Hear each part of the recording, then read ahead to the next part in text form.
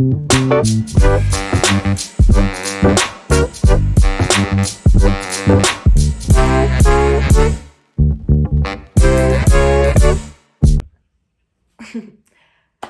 take 3. What's up, kittens? Welcome back to another Operation Unbothered.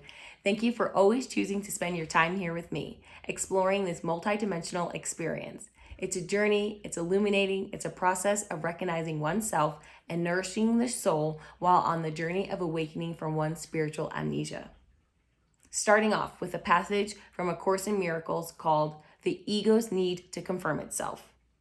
Self-esteem in ego terms means nothing more than that the ego has deluded itself into accepting its reality and therefore temporarily less predatory.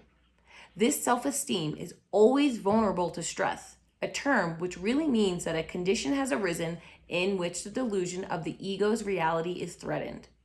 This produces either ego deflation or ego inflation, resulting in withdrawal or attack. The ego literally lives by comparison. This means that equality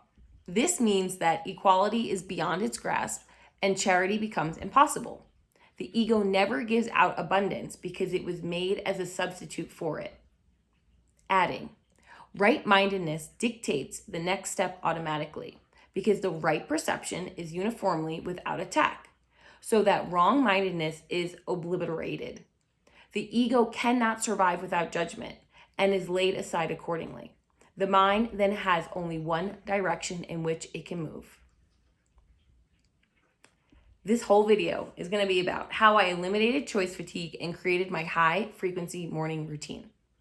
Study Notes ABA defines consequences as something that happens as a result of something else, a stimulus change that follows the behavior of interest, the result of a behavior that can either be good or bad, and might be good for one person, but averse for another. Meaning, a consequence resulting in the behavior happening more or less is based on the person. What are the preferences? What are the dislikes? What is going to be motivating to that person overall? The behavior changing consequence I wanted for my morning routine was to reduce the time from waking up and then actually beginning my morning routine. Joe Dispenza says, everything starts with a thought. So if you believe that your thoughts have something to do with your destiny, the first thing you have to do is decide. Are you going to be defined by a vision of the future, or are you going to live by the memories of the past? So for me, rather than waking up and checking emails, checking social media, or even being distracted, or in my opinion, derailed by secular programming, I wanted to maximize my morning with accessing my alpha brainwaves, reprogramming my subconscious into my wish fulfilled, and creating and sustaining new neural pathways and behavioral patterns to support me throughout the day as I continue to evolve into my highest aligned self, expressed in all dimensions. The brain moves from theta then alpha waves when waking up. To be magnetic mentions, alpha brainwaves are considered to be the bridge between the conscious mind and the subconscious mind. And a Gaia article adds this about alpha brainwaves. This is where the brain can be trained and reprogrammed with lasting positive thoughts. A concept coming out of consumer psychology based on the jar experiment conducted by Iyengar and Lepper in 2000, using multiple jams and a coupon to determine if a larger or smaller number of options would promote more or less buying. The results were that less choice equals more sales. I call it choice fatigue, some literature calls it choice overload, or paradox of choice, or decision fatigue.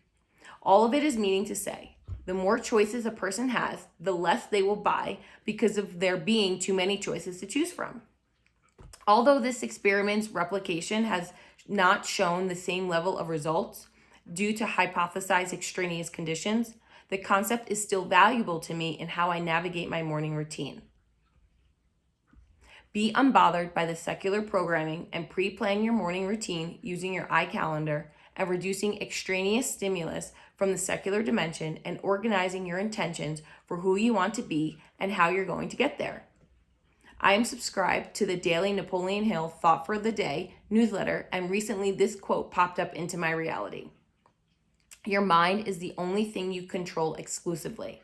You may spend your time and energy, both physical and mental, in pursuits that yield the greatest return on your investment, or you may fritter it away on activities that will never bear fruit. Since your mind is entirely your own domain, you may choose to use it to constructive ends, or you can waste mind power and time on useless arguments that go nowhere. Okay, now I'm going to add some visuals. I'm going to pop in a few screen records of my calendar as a visual, and here we go. So my first example is my Neville Goddard event. And within each topic, such as Neville Goddard, I've linked multiple videos depending on my vibration on that morning. I included the length of each video, the title, and the direct link, so all I'm choosing is which audiobook I want to listen to. And having the direct link, which opens it directly in YouTube, supports eliminating distractions by bypassing any updates or new uploads on my feed. I've also been more recently listening to a Neville Goddard audiobook while I'm doing my yoga flow.